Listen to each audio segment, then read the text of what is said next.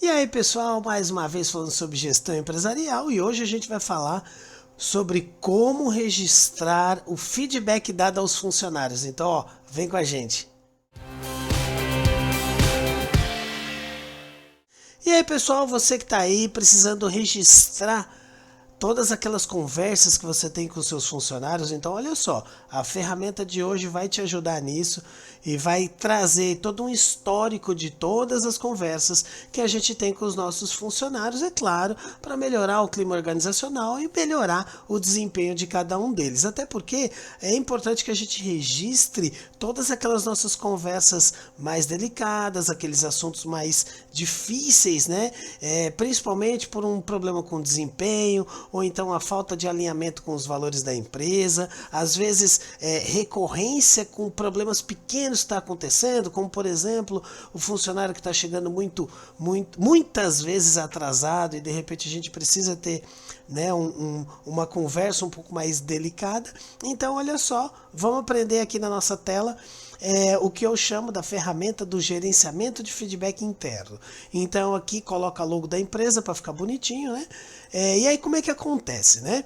Então, ao perceber que a gente precisa ter essa conversa com o nosso colaborador, a gente coloca o nome da pessoa aqui, né? A gente coloca qual que é o assunto que vai ser debatido, né, para registrar. E é importante que a gente também coloque qual é a data da primeira etapa.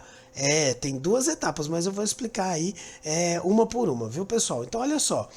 No primeiro momento é importante fazer a descrição do feedback, né?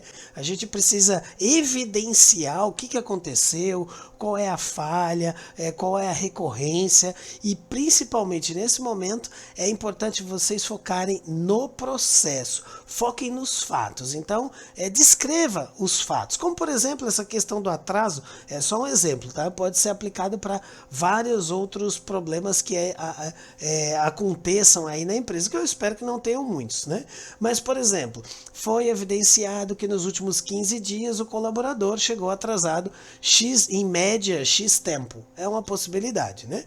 É importante também descrever por que aquele tipo de falha, por que aquele tipo de conduta está fazendo mal, prejudica a empresa como um todo. Então é importante fazer essa descrição para que fique bem claro do ponto de vista do gestor e também do colaborador. E aí é importante que se escreva um termo de ajuste, né? Então, o que se espera do colaborador? Qual é a conduta que a gente precisa ajustar e como que precisa ajustar? Normalmente aqui a gente pode até desenhar um mini plano de ação. Quais são as ações a serem cumpridas, né? O que deve ser feito, qual vai ser o prazo desse passo a passo. Então é legal colocar esse termo de ajuste para se determinar o que se espera dessa nova conduta. Lembra que eu comentei? Precisa datar, né? Precisa colocar data nessas etapas. Ou seja, quando você estiver conversando com seu funcionário que está aí passando por esse momento, é importante você já determinar que tudo aquilo que foi escrito no termo de ajuste vai ser reavaliado daqui a X tempo. O ideal é sempre ter o bom senso nessa hora, tá, minha gente? Às vezes tem um problema que em 15 dias se resolve, às vezes pode ter um problema que em um mês se resolve, às vezes 3 meses, não sei. Depende muito da gravidade do problema ser resolvido, do tempo que esse ajuste precisa ser feito por parte do funcionário. Então já deixa lá qual vai ser a data da segunda etapa. E aí, claro, registra isso assinando, né? Eu sempre gosto, e a gente ainda tem aí uma cultura muito de usar o papel, mas você pode colocar, dar um visto isso no e-mail também, enviando por PDF, também serve, não tem problema. E aí, passado o tempo que foi dado, né, para o funcionário fazer esse ajuste nas condutas, é importante dar um feedback do segundo momento, da segunda etapa, como por exemplo, evidenciou-se que o funcionário melhorou assim, assim, assim, assim, que é o que a gente espera, né? Às vezes grande parte desses problemas empresariais acontece por uma falta de alinhamento com os valores da empresa. A partir do momento que fica tudo muito claro, que fica muito transparente do que se espera do funcionário, tenho certeza que esse feedback vai ser muito positivo. E aí relata quais foram os itens que foram evidenciados. Agora, claro, pode ser também que as coisas ainda não melhoraram.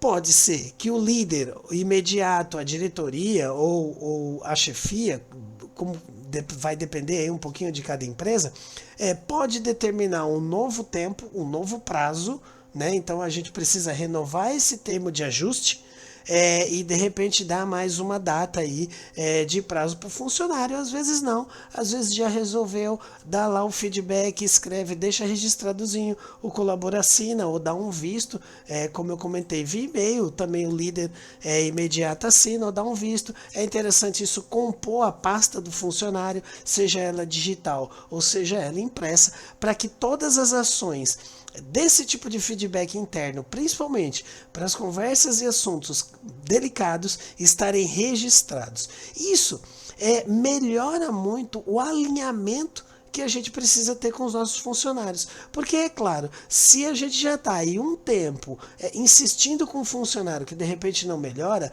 o próprio funcionário vai saber exatamente quais foram os itens que pecou, o que está faltando, e de repente uma possível demissão, que era uma coisa que a gente não quer, né? Mas uma possível demissão vai estar toda pautada em uma série de documentos que foram registrados e vai estar todo mundo super alinhado. Entendeu aí? Ó, você que gostou dessa ferramenta, então bota aqui nos comentários se você já aplicou, se você já conhece, se a sua empresa já tem alguma coisa parecida com isso. E claro, não deixe de ativar o sininho para o YouTube te lembrar todas as vezes que tiver vídeo novo no canal, tá bom? Então, continua com a gente.